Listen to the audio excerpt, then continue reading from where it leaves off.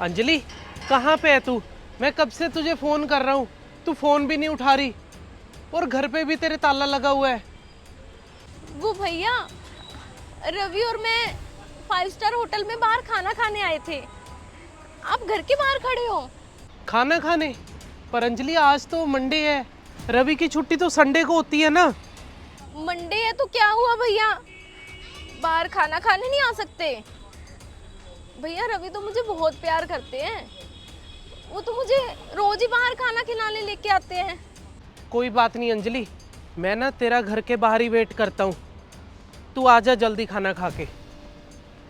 घर भैया? घर भैया, मैं तो आपको ठीक से बता ही नहीं पाई। वो हम पटियाला के 5 स्टार होटल में थोड़ी हैं, हम तो भैया शिमला आए हुए थे।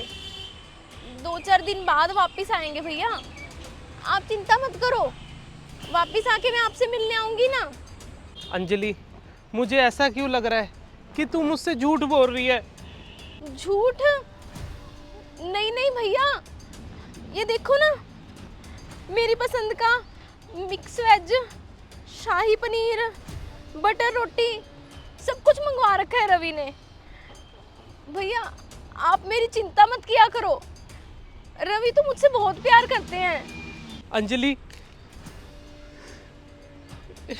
यही क्या रखता है रवि तेरा? भैया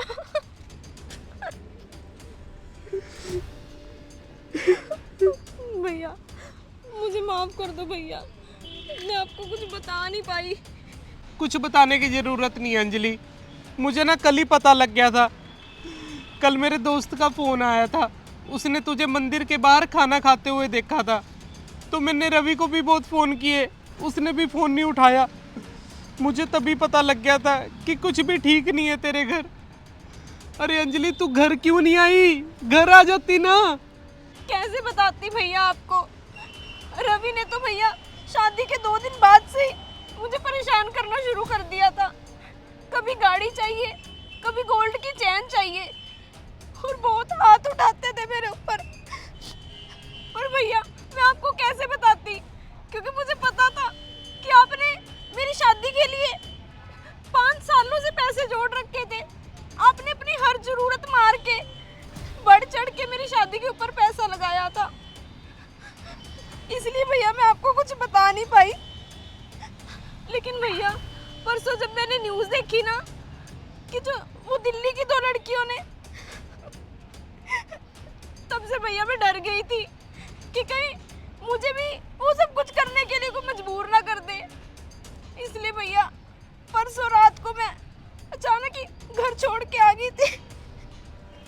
अंजलि, अगर तेरी शादी टूट गई तो क्या हो गया?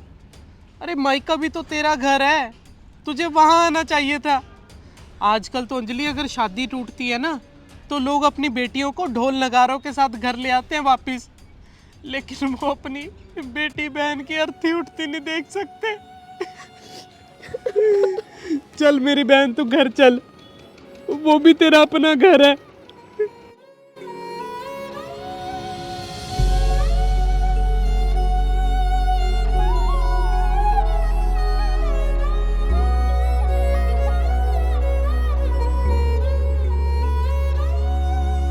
दोस्तों, 1 हफ्ते से ना लगातार न्यूज़ चल रही है नोएडा और ग्रेटर नोएडा की 2 लड़कियों की।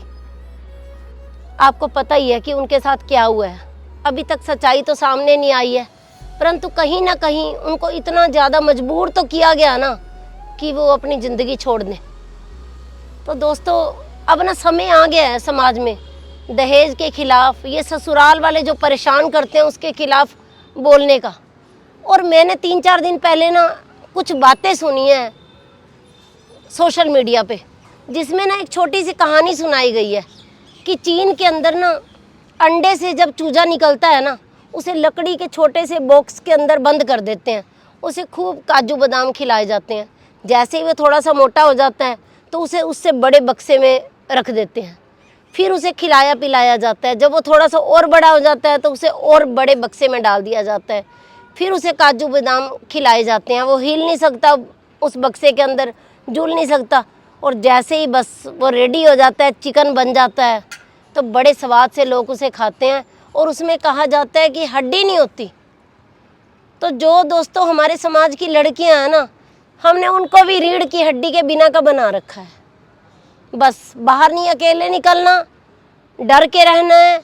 ससुराल जाते वक्त हम लड़कियों को शिक्षा दे देते हैं, किसी के आगे नहीं बोलना, सबका कहना मानना है, सास ससुर को माँ बाप समझना है, पर ये शिक्षा उन्हें कभी नहीं देते कि तुम्हारे ऊपर कोई अत्याचार हो जाए तो तुमने निकलना कहाँ से है। मैं तो एक ही बात कहूँगी कि लड़कियों की रीढ़ की हड्डी मजबूत बनाएं, लड़कियों को इतना मजबूत बनाएं कि वह ससुराल वालों की गलत बातों का सामना कर सके। दोस्तों, शादी टूटने का इतना दुख नहीं होता जो एक लड़की की अर्थी देखने का दुख होता है। तो अपनी लड़कियों को दोस्तों मजबूत बनाओ, और ये समाज के खिलाफ जो दहेज प्रथा चल रही है ना, उसे जल्दी से जल्दी ख़त्म करो।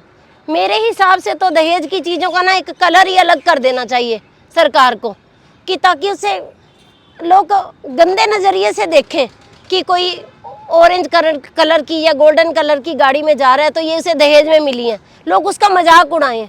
हर चीज़ का कलर ही अलग कर देना चाहिए दहेज के सामान का, कि ताकि उसकी पहचान बन जाए कि ये दहेज का सामान है। और जो दहेज की चीज़ें होती हैं ना, उसकी शुरुआत कभी भी ये गाड़ियों से या सोने की चैन से या सोने की अंगूठी से नहीं होती, बड़ी छोटी छोटी चीज़ों से शुरुआत की जाती है। और लोग पहले वो छोटी छोटी सब चीज़ों की सहन कर लेते हैं कि कोई बात नहीं, लड़की के ससुराल वाले हैं, हमारा फ़र्ज बनता है देना, तो उनकी डिमांड पूरी कर दो। एक पूरी होती है तो दूसरी आती है, दूसरी पूरी होती है तो तीसरी आती है। तो ये कोई एक दिन का सिलसिला नहीं होता, और ना ही ये देखा जाता है कि उनकी गुंजाइश कितनी है, तो बड़े सक्षम थे हर चीज़ देने में, ऐसा कुछ नहीं होता। जो सक्षम होते हैं ना, उनसे ही बड़ी डिमांडें की जाती हैं दोस्तों। तो प्लीज़ इस वीडियो को इतना शेयर कर देना कि हर माँ बाप तक ये वीडियो पहुँचे और वो अपनी बेटियों की रीढ़ की हड्डी मजबूत करने में उनका साथ दें, बेटियों का।